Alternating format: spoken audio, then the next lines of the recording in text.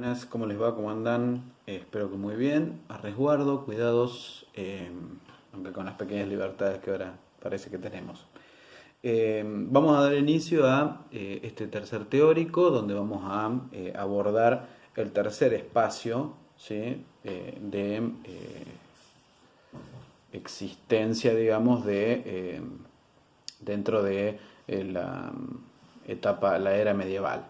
Eh, en este caso vamos a hablar de Bizancio, ¿sí? Vamos a avanzar un poquito en el tiempo, sobrepasando los límites de lo que hicimos con Europa Occidental, pero ya lo hicimos con el Islam, así que estaremos un poco en ese margen. El próximo teórico va a ser ya avanzar sobre los siglos 7, 8 y 9 de la parte occidental. ¿Sí? En el caso del Islam llegamos hacia ahí, hacia fines del siglo 8. Ahora vamos a llegar a fines del siglo 7 y con Europa Occidental en el próximo teórico vamos a llegar a fines del siglo 9. ¿Sí?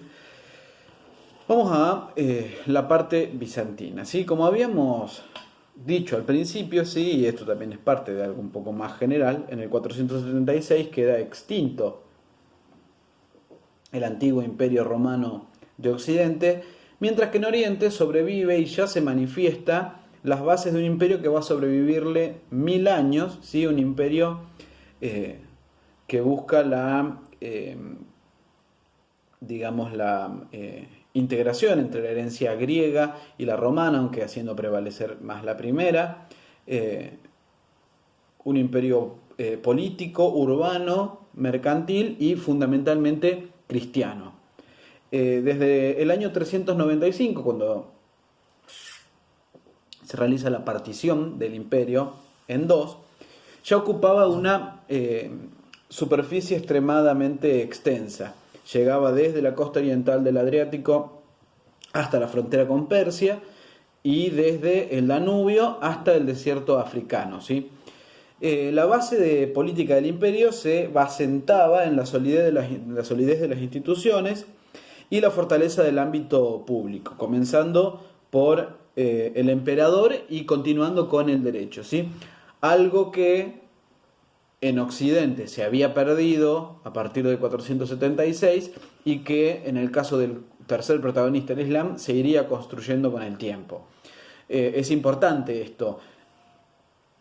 Sí, va a ser importante a lo largo de toda la historia del Imperio Bizantino porque más allá de las crisis del más débil o menos débil, la figura del emperador nunca se pierde.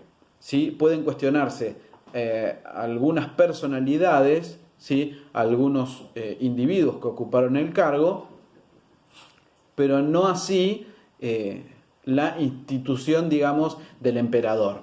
La presencia pública, la trascendencia de la figura del emperador y de la presencia pública de un Estado existente fue lo que marcó en gran parte la sobrevivencia de el imperio bizantino. La base económica de este imperio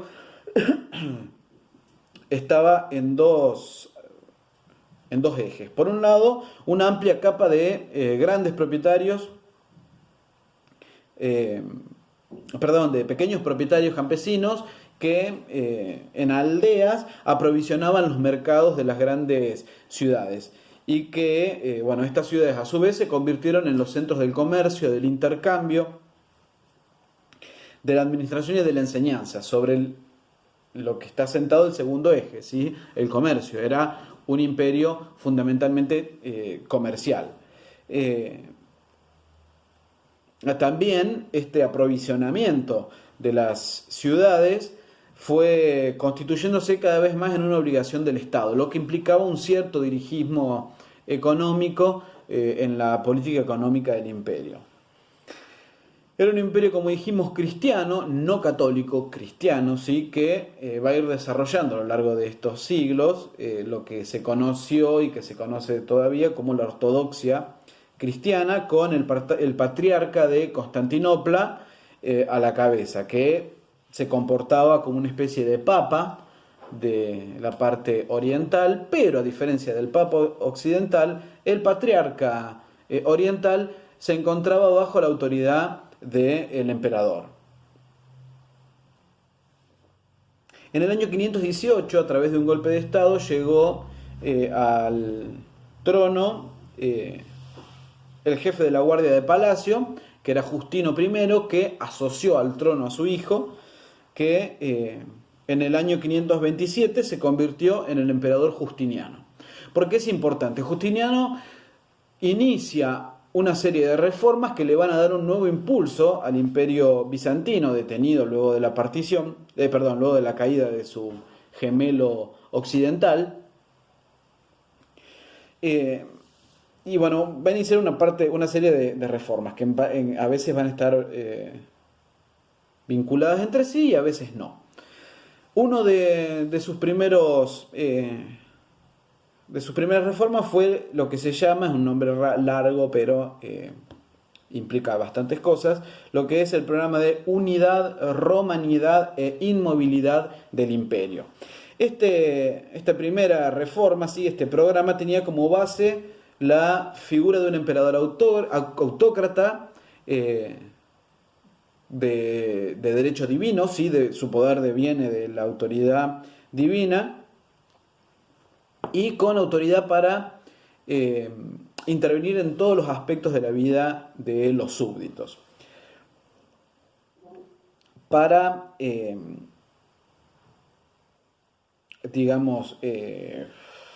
para reforzar la imagen, se tendía a identificar al emperador con el propio Dios, por medio de algunos ceremoniales cortesanos, e incluso físicamente, dentro de la ciudad imperial, dentro de Constantinopla todavía, vamos a ver simbolizado ese poder.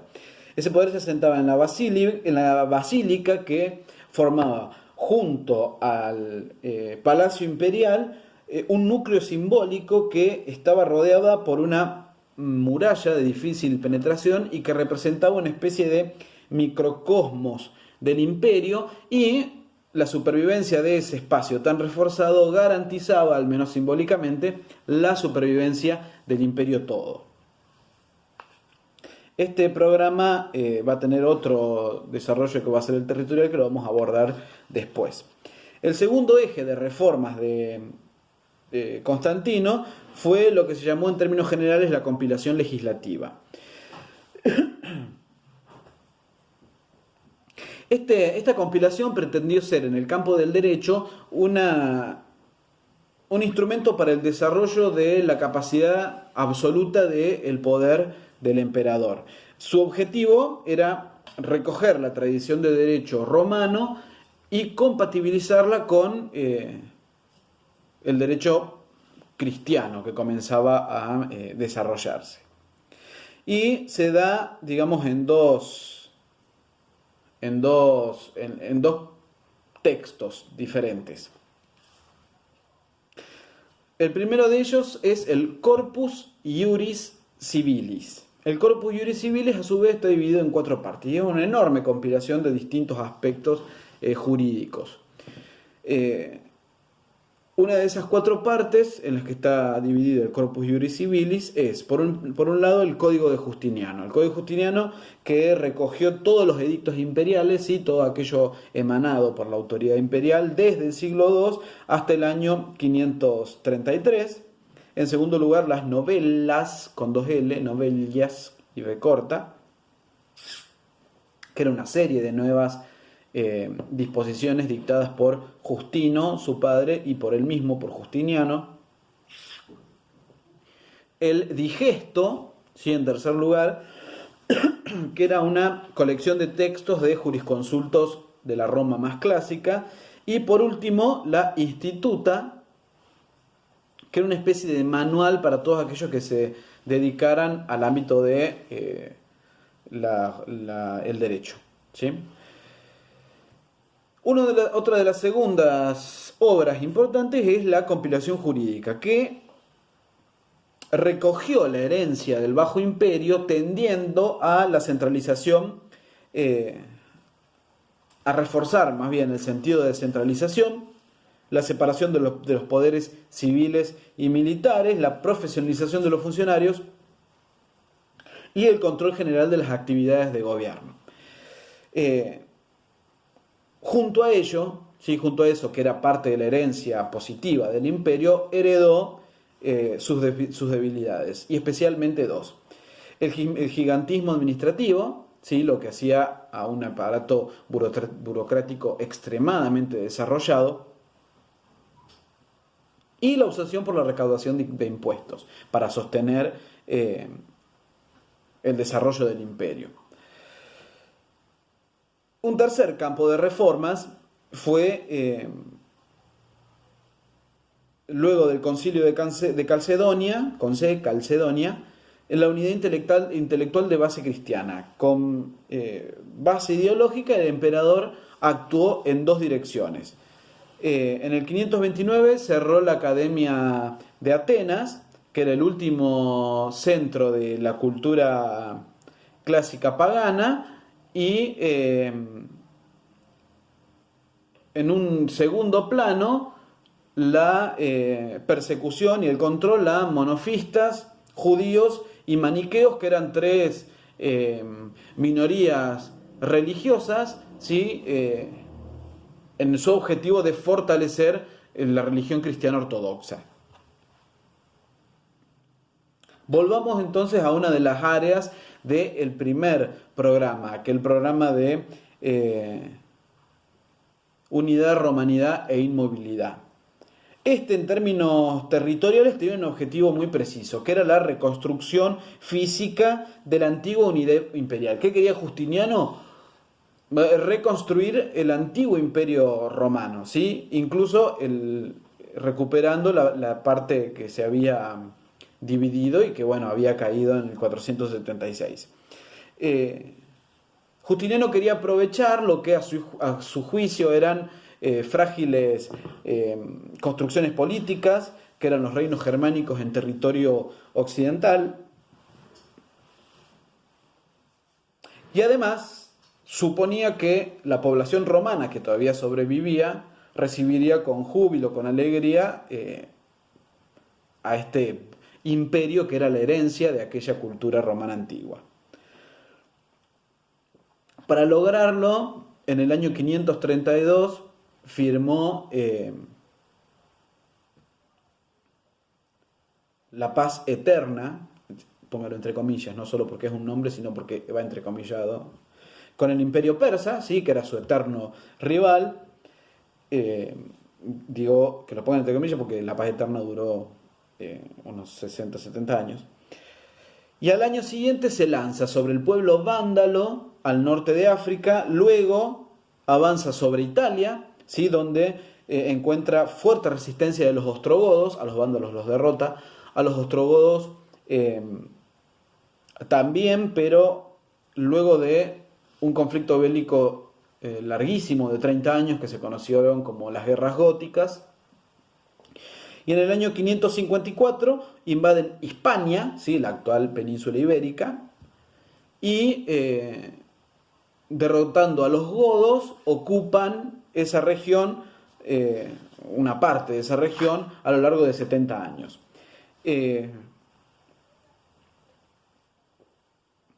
Esto fue, digamos, el máximo esplendor de del programa de movilidad, de unidad y de expansionismo en base de reconstrucción territorial de Justiniano. Y este proyecto de reintegración de los territorios mediterráneos alcanzó esta máxima extensión con carácter bastante provisional. En los tres territorios tuvieron que retirarse, ¿sí? Luego de, bueno, dependiendo cada uno de ellos, pero un promedio de 40 años, entre algunos en los que estuvieron 30, 35 y otros en los que estuvieron 70, porque digamos, los tres territorios hubieron de retirarse porque se reactivaba la amenaza persa, ¿sí? Y en simultáneo Constantinopla, la capital, era atacada casi constantemente por búlgaros, eslavos y ávaros, tres pueblos. Esto va debilitando las estructuras y en este proceso Justiniano muere. La muerte de Justiniano, ¿sí? Significó un periodo de crisis y el ingreso a una crisis un poco más grave. Entre el año 565 y el 610, en el que llega Heraclio al trono, el Imperio Romano de Oriente va poniendo de relieve, la situación del Imperio Romano de Oriente va poniendo de relieve dos hechos. Primero, Justiniano fue el último emperador estrictamente romano del Imperio Romano de Oriente. Y el otro hecho que se pone de relieve, la segunda parte de su reinado y el periodo que se abre a su muerte, es el tránsito de la vieja civilización romana hacia la nueva civilización bizantina. Esto va a estar marcado, entre muchísimas otras cosas, por el escaso contacto con Occidente, ¿sí? Que es prácticamente durante los próximos siglos y hasta las cruzadas no va a haber contactos entre ambos y los contactos que haya van a ser conflictivos. Pero se va a mostrar dispuesta a sostener y a mantener tres elementos de esa herencia, que es sobre todo la herencia justiniana, más que la herencia anterior del Imperio Romano. La supervivencia y en buena proporción de un derecho público, ¿sí? El segundo elemento es una capital rica, ¿sí? Una ciudad capital rica que sea el símbolo de la supervivencia de ese estado, y un modelo de emperador autócrata y sacralizado.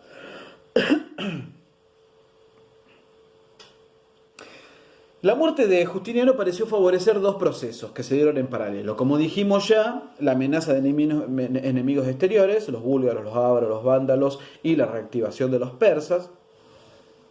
Y además revueltas sociales o Nike, N-I-K-E, ¿sí? Que son revueltas eminentemente sociales, no tienen objetivos políticos, que se producen por la enorme carga impositiva que había significado el esfuerzo de guerra de llevar el conflicto a espacio mediterráneo. También la situación política en virtud de todo esto se deterioró, y además después de la muerte de Justiniano, que era un emperador bastante fuerte, bastante fortalecido, y cuyas políticas habían recibido consenso y habían sido exitosas, al menos al principio. A Justiniano lo sucedieron tres monarcas, los tres de carácter militar y a través de golpes de Estado, ¿sí? Reemplazados, también asesinados, todos ellos por distintas facciones en pugna por el control del Estado, lo que también va a expresar una nueva organización, ¿sí? Y que va a tender también a el proceso de militarización del imperio, que antes se había esforzado por mantener la división entre lo civil y lo militar.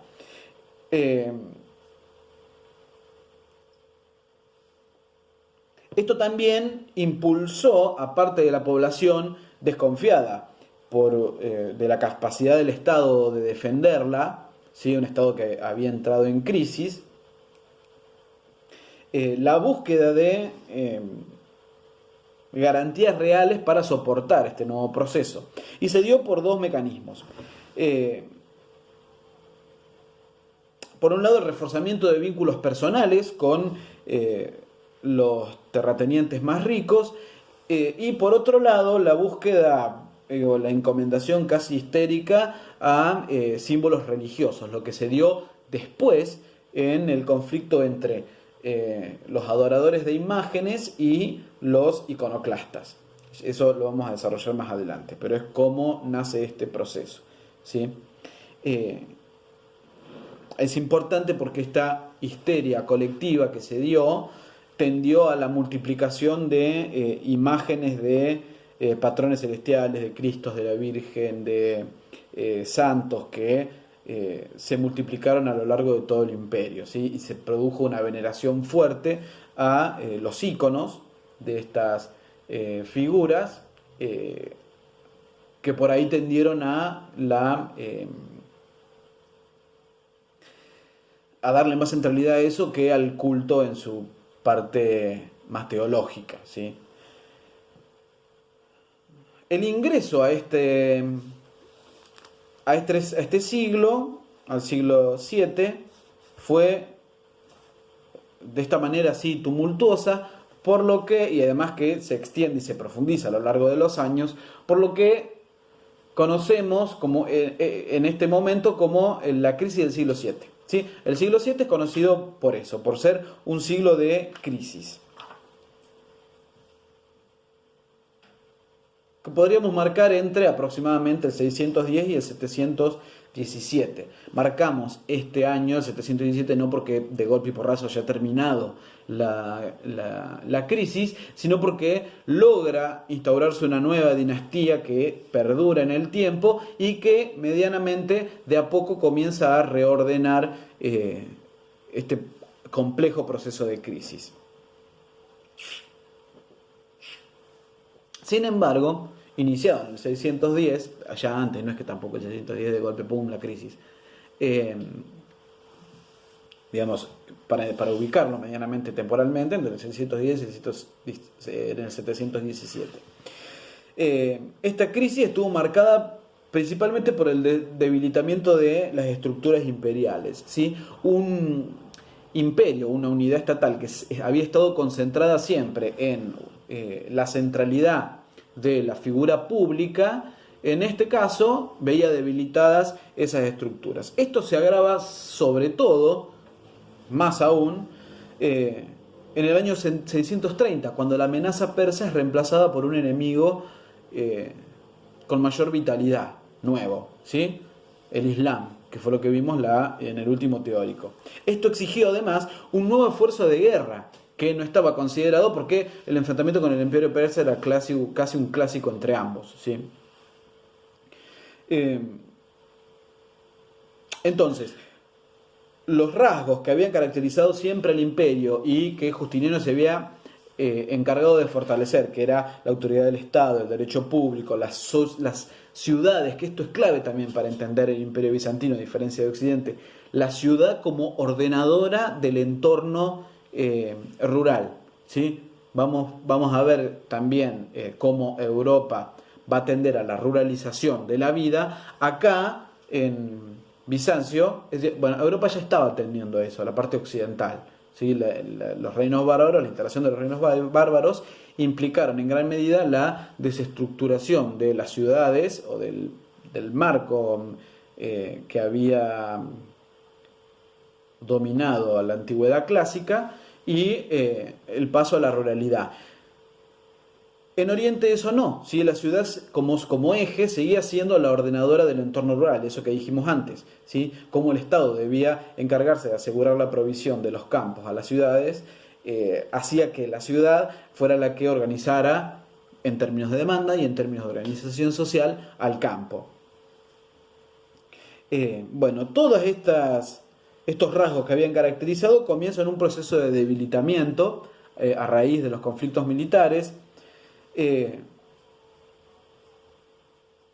en contraposición se reforzaba un tipo de mentalidad de supervivencia teñida de milagrerismo. Y para el año 717, sí, que es cuando marcamos más o menos el fin de este proceso, el imperio aparecía como algo nuevo, muchísimo más reducido territorialmente, casi insignificante. Es más, su participación en conflictos, o su participación su protagonismo, quiero decir, en la historia medieval, en este caso, va a ser casi inexistente a partir del siglo VII en adelante. Sí, muchísimo más coherente, más militarizado y rural, por lo tanto, y más privado que público. Por lo tanto, en términos generales, aparecía como un imperio menos antiguo y clásico y más medieval. Más allá, es decir, más allá no. ¿Cómo fue el proceso de debilitamiento de estas estructuras, más allá de lo que había sucedido en las derrotas militares o en la salida de ese proceso expansivo? A lo largo del siglo VII, Bizancio tuvo que atender al mismo tiempo 3 frentes de guerra. Sí, con distintos enemigos, pero 3 frentes de guerra. El primero es el frente oriental. En el frente oriental, en el año 602, aprovechando gran parte de esta crisis interna, ¿sí?, que se había iniciado después de la muerte de Justiniano, los persas ocuparon gran parte del imperio, particularmente Jerusalén, que era un lugar sagrado, y de donde se llevaron parte de esas reliquias sagradas, ¿sí?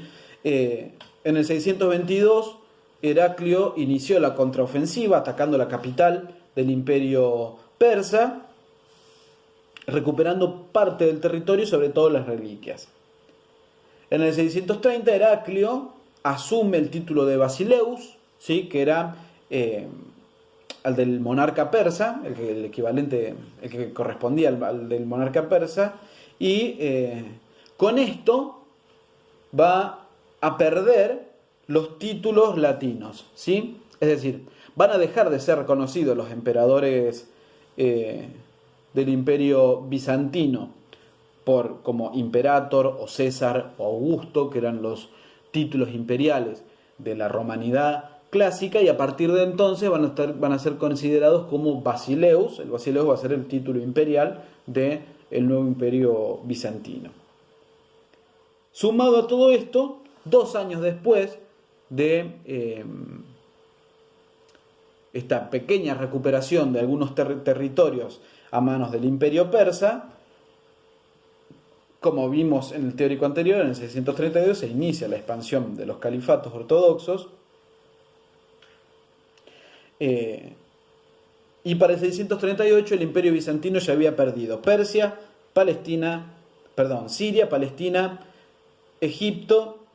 En el 644 pierde todo el norte de África y Armenia, y un par de años después las islas de Chipre y Rodas, además de tener que soportar un asedio casi constante sobre Bizancio, sobre la capital. El otro frente es el frente danubiano-balcánico, ¿sí?, digamos al norte y la parte más occidentalizada dentro de Oriente, donde tuvieron fuerte penetración de los eslavos hacia el sur, que ocuparon Macedonia, ¿sí?, la región al norte. Si recuperan los mapas de Grecia de la Mundial 1 pueden verlo, aunque vamos a ver algunos mapas. No los voy a incluir en este video como otros casos, sino que los voy a subir. Y además de la invasión eslava, la llegada de nuevos pueblos de estirpe turca, como los jázaros y los búlgaros. En tercer lugar, el tercer frente fue el occidental, que aunque exigió algún esfuerzo de guerra, fue el menos importante, porque luego de la muerte de Justiniano y por falta de esa continuidad territorial que es importante para mantener la estructura estatal, perdieron significancia para las nuevas autoridades. ¿Cómo responde, además de esta crisis generalizada? ¿Esta crisis generalizada? No, generalizada. Va a responder el imperio con lo que se llamó el sistema de temas. T-H-E-M-A-S. Temas.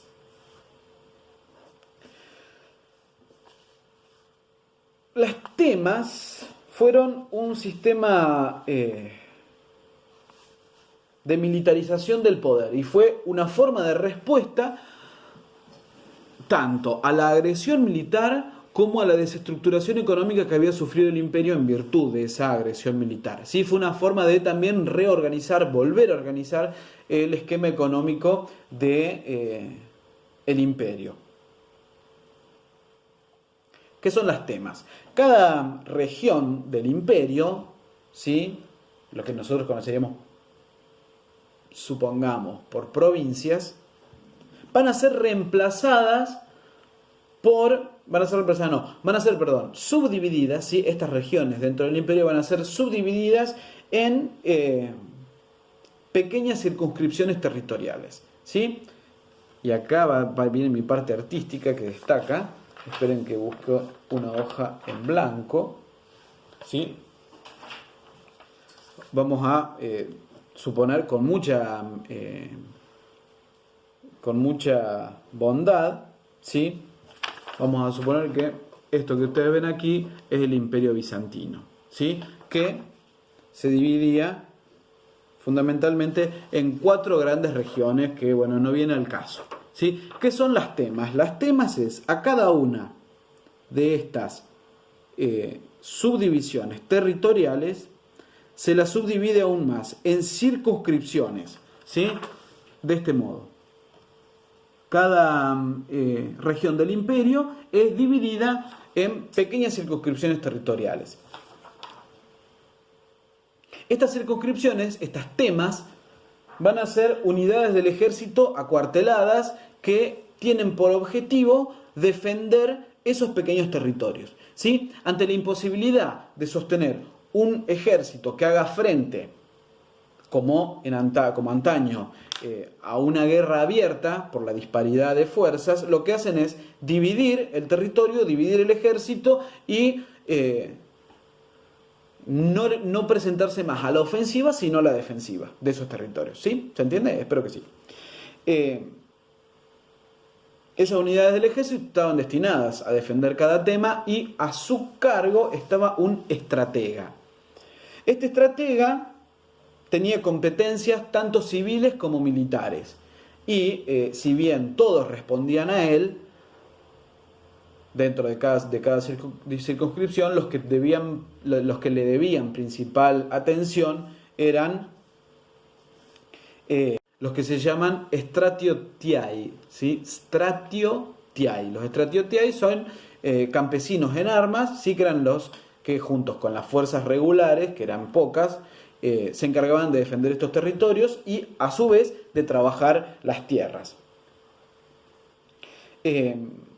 Cada uno había recibido por parte del Estado dentro de cada tema en usufructo inalienable, ¿sí? Es decir, que no se podían quitar, una parcela de tierra que era la que tenían que utilizar para mantenerse, ¿sí?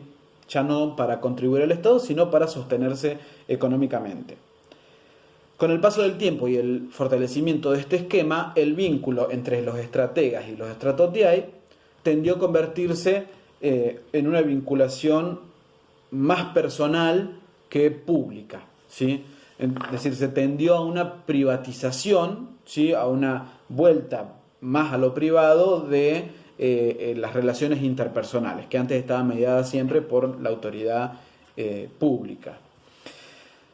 Esto implicó, por lo tanto, un proceso de lento pero continuo de desestructuración urbana. Las temas alteraron la tradicional función administrativa de las ciudades y esta función que decíamos antes de la ciudad como organizadora del territorio circundante.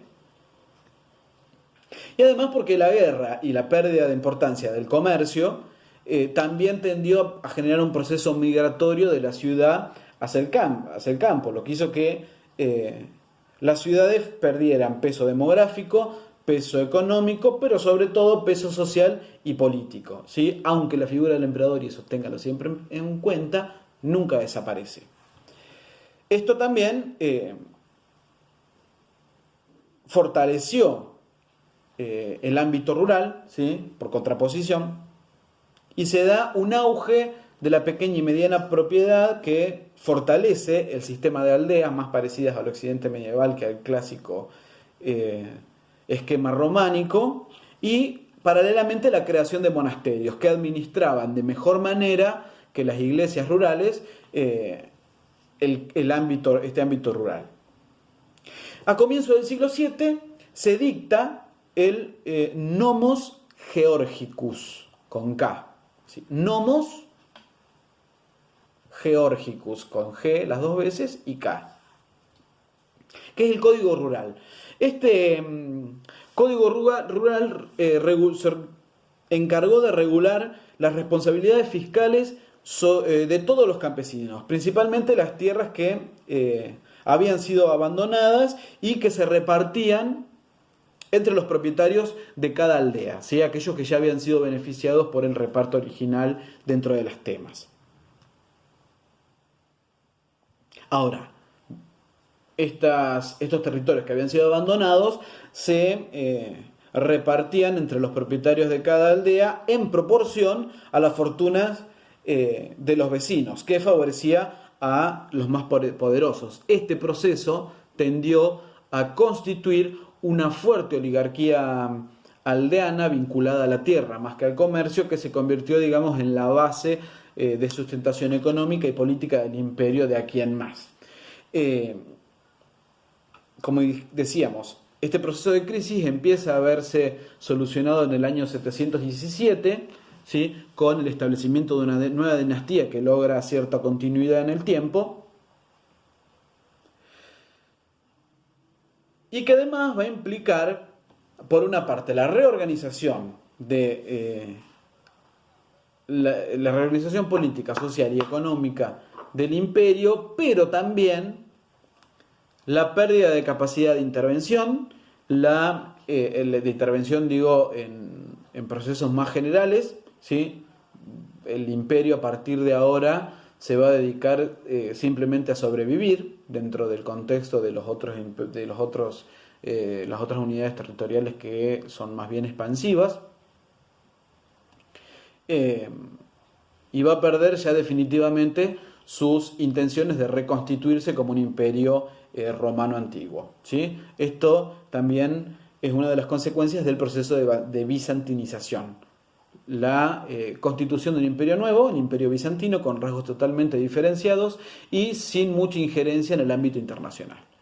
Bueno, ya pronto decidiré si esto va teórico o no. Sí les voy a subir un texto para que acompañen Perdón, no sé lo que dije recién, estoy requemado porque es la tercera clase que grabo consecutivamente, 2 para Mundial 3 y ahora esta. Lo que quiero decir es, estoy decidiendo si esto va a ir con práctico o no, muy probable que no. Voy a subir un texto de todas maneras referido a esto que le sirva de apoyo a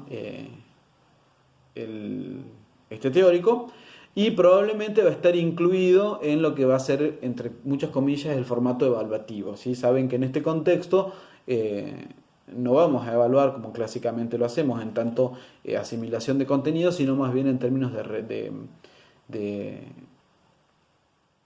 formato de relacionamiento, que ya vamos a verlo más adelante, ¿sí? Pero tengan en cuenta que nos falta además de este teórico, supongo que uno más, ¿sí? Después vamos a hacer un teórico, les voy a grabar un teórico donde repaso todo, y después vamos a plantear el evaluativo. No se preocupen, tal vez sea un poco extenso, no tampoco imagino una cosa de 50 carillas porque lo tengo que corregir yo también. Tal vez sea un poco más extenso, digo, que los trabajos prácticos, pero de menor dificultad que si fuera un parcial de los que podríamos hacer en aula. Y además van a contar con más tiempo que lo que un práctico normal. Así que bueno, esto sería todo por ahora, y ya tenemos presentados y desarrollados en gran parte los 3 protagonistas de esta edad medieval occidental: el occidente europeo, el Islam y Bizancio. Nos vemos la próxima. Ustedes me ven a mí porque yo a ustedes no los veo.